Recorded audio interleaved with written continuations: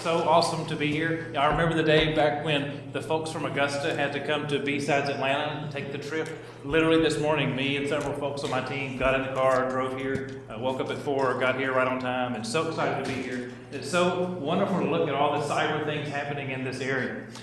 All the opportunity for us to learn something. So, who's learned something today? Yeah, isn't that awesome? We get to come here, hang out together. Glorious day here in Augusta, getting to learn some things. And so I'm really happy about that. And, the best security advice I've ever been given was given to me by someone who has nothing to do with security, doesn't know how to do the things that we're privileged to get to do. And that advice is listed up here. Get wisdom as cheaply as you can. And we'll talk about that and a framework to think about how can we go and be better security practitioners as cheaply as possible. I have a little asterisk up here for the lessons learned ISAC. The asterisk means it doesn't exist, but I want to call you to be invited to be a part of this movement here in this talk today. A little bit about me, things I get to work at, privileged to do, and work in a bunch of cool places, and really want to mention that I'm really speaking for myself with respect to the comments that I'll make in class today. And so with that, setting the stage a little bit, ISAC. All the critical infrastructures have an ISAC, Information Sharing and Analysis Center. Think of it in terms of whatever industry that you might be in. How can you work together as a collection? Probably some of you are involved in different information sharing initiatives that really allow us as security practitioners to learn from, frankly, our competitors. What are the things we work in an industry where, from different competitors, maybe Verizon security team gets to learn from the Comcast security team. Financial services, literally financial institutions getting to share under this protected organization indications of compromise, threats that occur, the latest phishing attacks that are happening, and we do that to position ourselves so that we can learn and get that wisdom as cheaply as we can. The opportunities for us to learn and be a part of this in our areas. And again, especially through the means to learn and share this information. The idea is, of course, if when this happens to someone in our industry, we can learn those lessons, apply those to our defenses, and ideally, of course, be able to avoid those issues in our respective environments. I'll never forget when my son, who is much, much older now, went to kindergarten. He had some problems getting along with the kids his age, getting integrated into how school works, and we gave him some advice. The advice was, be nice, share my toys, and no hitting. As he's gone, he's in high school, almost through with high school, sometimes those kind of rules kind of fall out of place, but when we think in terms of this, when we were young, we were little, we were eager to learn about things, we were told that we should share. What are the ways that we can share this information? The things that happen to us, the things that we can share with each other through a protected environment or even through relationships that we've made perhaps today here in Augusta. What would it look like if we were to, by default, be able to share information? I'm not talking about the evil, the nasty, the ugly things, but the things that we can use to learn from each other as trusted colleagues, as fellow security practitioners. How can we learn from each other versus, in many cases, I see the default is to deny, to say, no, I don't want to share that. I don't want you to think bad of me, my organization. And really want to counter that level of thinking, to open our eyes to how can we share things? What are the things that we can learn from each other to make our communities better? Very brief overview of looking at and how we're going to frame the rest of this conversation is around just looking at the process of incident handling. You've seen these, you've learned these, you've studied about these, you've spent a lot of time in these. Maybe you have a tattoo that lists all the steps that you can go through and should go through in order to effectively handle and dispose of a security incident. I want to focus on and invite you to consider the opportunity to learn from these, capture these lessons learned, the things that you have come to learn as a result of responding to incidents, learning the expensive way, learning the hard way, and helping to inform better our preparation steps. How can we better be equipped to respond to these? And again, what are the things that we can share with our colleagues, those in our trusted industries, to be able to help them as well? What are the ways that we can do that, again, to inform our improved incident response in our given areas? The ways that we can learn, the ways that we can share. How is it that we can, again, when we learn these lessons, when we go through the 6-step incident handling process, We have gotten wisdom very expensively. Incident response, working at night, the weekends, your boss breathing down your neck, saying what's wrong, get the systems back on the line, all the urgency, all the stress. That's the opposite. That's the hard way to learn our lessons. How can we learn these easier? How can, when those are applied, make sure that we're prepared and equipped to make sure that we never, ever, ever have to fail that same way again? What are the ways that we can do that? What are some informative references we can look at to say, how can we learn the cheap way? How can we get wisdom as cheaply as we can? A lot of sources that would help us know that information. It's fascinating to look at all the reports that share what is happening in information security. On an annual basis, many reports like the ones that you're seeing here tell us what is the categories, what are the themes, what are the things that happen in organizations, without naming their names and pointing the fingers and just showing all the gory details of incident response. Why was it that those things happened? And as we look at these informative references, some of these reports have been out for 10 or more years. We're eager, we mark our calendar, we can't wait to get that information. What's unfortunate is it tells us the same thing year over year over year. We can't wait to get to know what's going to happen this time, but it's always the same information. We learn about information security attacks and incidents from third parties. Even when we have all of our security controls, we have our SOCs, we look at our logs, we monitor all the things we do for compliance reasons. And yet, we continue to learn about this from outside parties. And then you think about it, the next dimension is very terrifying to me. This number is actually getting worse. How long have these attackers been in our organization before we know about it? The most recent Verizon data breach investigation report tells us that it's gotten worse. Now it's an average of 20 months. 20 months ago, someone broke into our networks, and only now we're learning about that. I want us to be offended by that. We should take that personally. That's too long.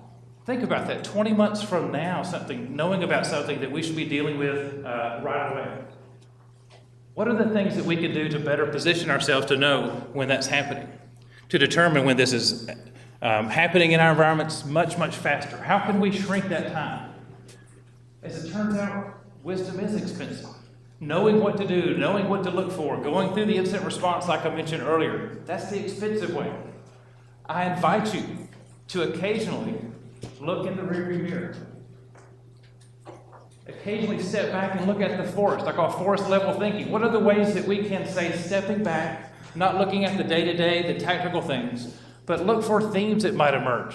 Maybe on a quarterly, semi-annual or annual basis, stepping back and looking at the types of incidents that you've had, the types of concerns that you've worked through, to look for trends and patterns, to be able to help increase the level of maturity of your security controls, your prevention, your detection, and your response. What are the trends that you're seeing over time? It's nice to look at our security metrics. It's nicer to be able to step back and say, how does this compare over time? Perhaps the last 30 days, perhaps the last 30 months, to give us more context as security professionals to know, is this trending in the right direction? How does it compare over the last period of time? By being intentional. What if we are purposed? What if we are bound to doing this to ourselves? Something as simple as putting a calendar reminder that says, it's been 90 days since I've checked. It's been 90 days since I've stepped back and looked at what are the themes, what are the categories, what's the learning that I can apply in our given environments. Some say to continue to do the same thing and expect a different outcome is what? It's insanity. Don't be insane. As a part of this, what are the ways that we can learn this information?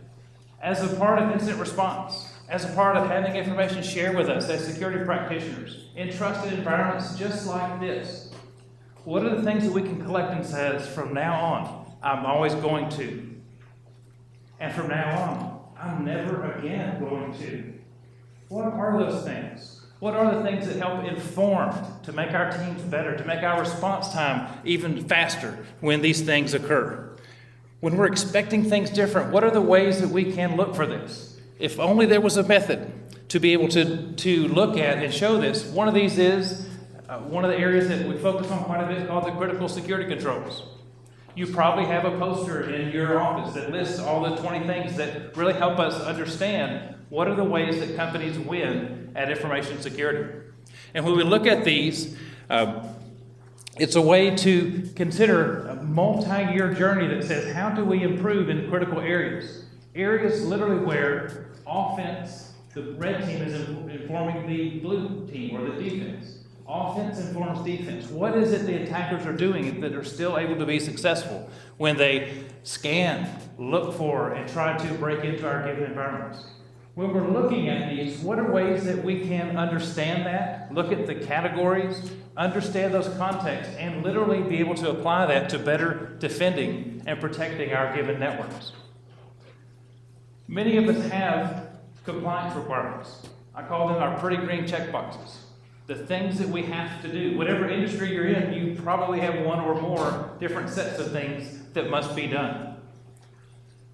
Recognize why you're doing that. Recognize why you are doing that in your environment. You're doing that because someone made you do that. You're smart, you've been to class, you've been to school, you've been a practitioner for a long time, but we're doing those requirements because someone made us do it. Understanding that concept of it's not because it's a thing to keep your organization safe, it's because we've been forced to do that. A little west of Atlanta, we've got an amusement park, Six Flags Over Georgia. Maybe you've been there. Think of compliance like Six Flags Over Georgia. You must be this tall to ride. Rides that give you loop-de-loop and fast things and make you want to throw up at the end. You can be taller, just don't be shorter. What if you thought about your compliance programs in that area? Doing those things because you have to do them.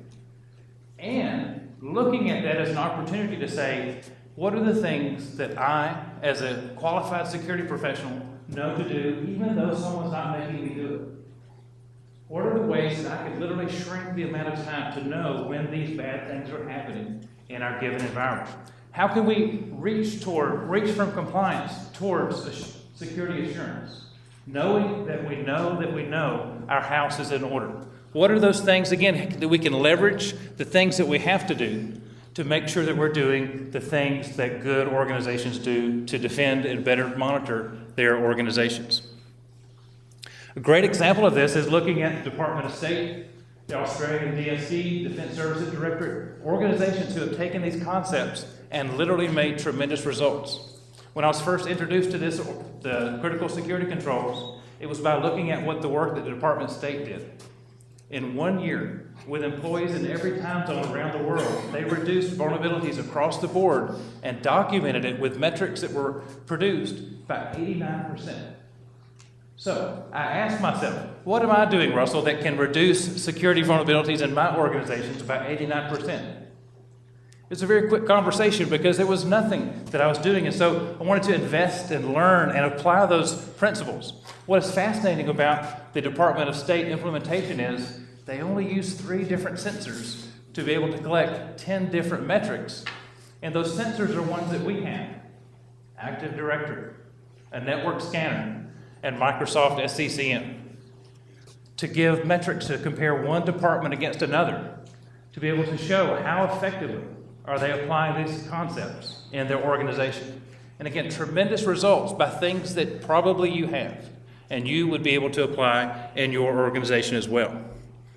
What does it look like? One of the tools to be able to, little free tools to look at this is to do an assessment against your organization with made-up metrics, made up for this particular presentation, being able to look at these particular categories of these basic things that we know to do.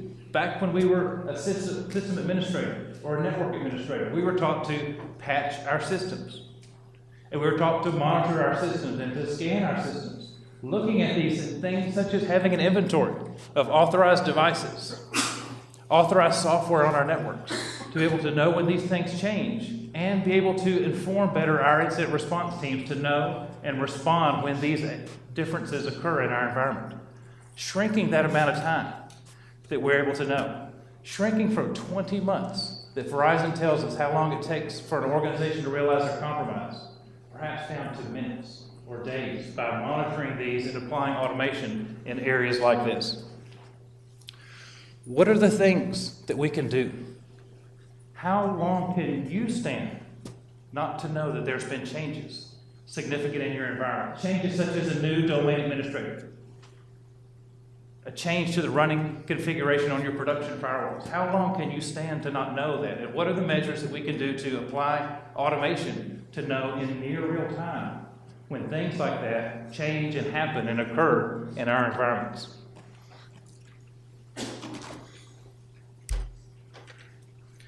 What if we had a culture of always wanting to make it better in our organization? What if we could have this drive inside of us to make our next time be the best time?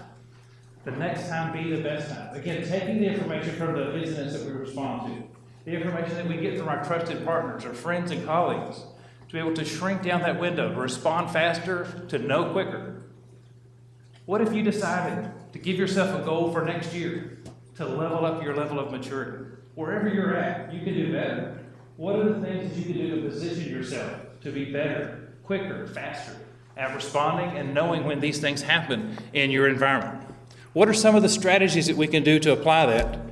One example that I'll give you is the recent SANS news bite that came out. Trends, patterns that we're seeing out in the environment. Again, fresh news up here that says, what are the things that are happening? What's the commentary with respect to these news items? And what can we do to apply that in our environment? Taking these stories and saying, if these things were to happen in our environment, how would we respond? How quickly would we know when this happened in our environment? Again, using these as perhaps exercises to apply and look at and get that wisdom as cheaply as possible. What are the things that we can use for informative references just like this to make our next time be the best time? Perhaps taking exercises like that and putting them into your tabletop exercises with your incident response team. When this happens, what do we do? Here's how organizations have responded to these. How fast would we respond? Would we even know? Using these exercises to say, look, not just when will it be successful, but what were all the reasons, all the barriers that we would have to be in place? What were all the things that stopped us from being successful? How much like the news stories that we're reading is our organization? And collecting the list of the things to make our processes better, to make our detection faster. How can we collect these things and respond better the next time? A lot of other areas. Looking at if you don't already have relationships with your state, local, federal law enforcement.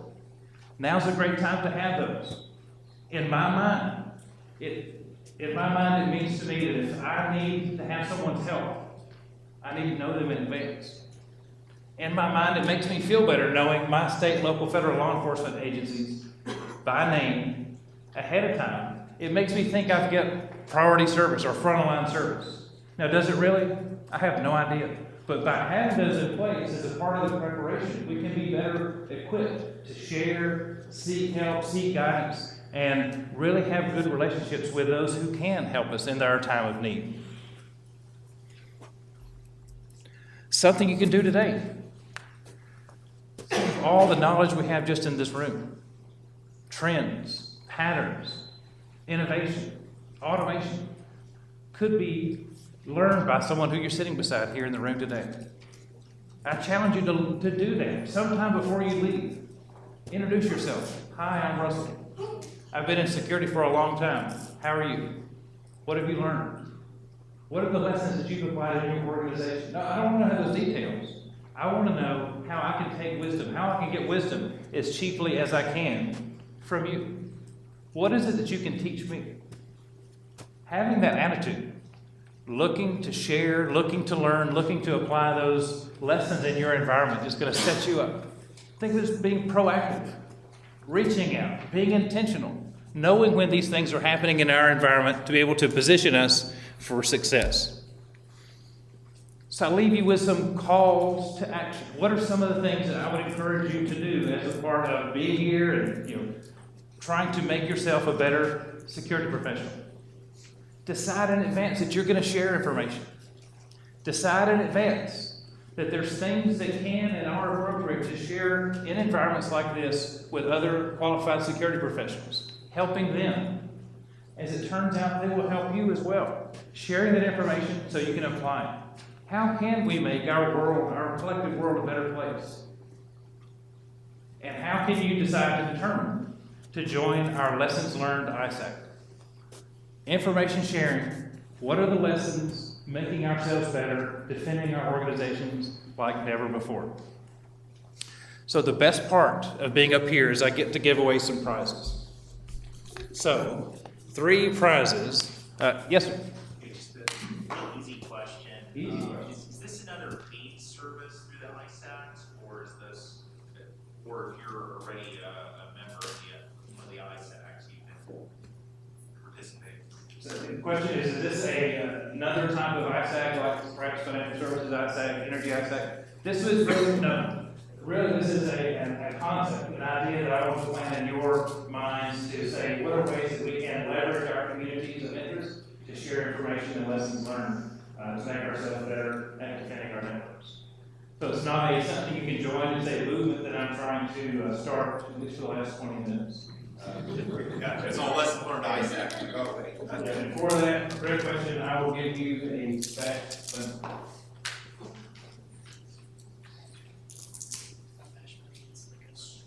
Here we go. 2 more to go.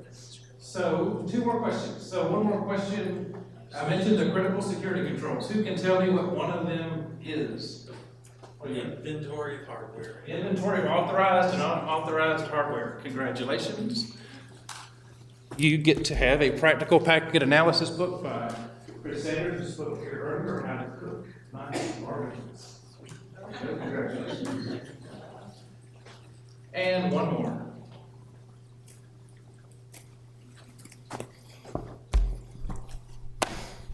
Who's involved in a local ISAC now as a part of working in their industry? Which one you were, or which ISAC are you part of? U.S. Health, or like, the NHSC. Thank you very much. Do go out and learn some things, meet some folks. See you next time.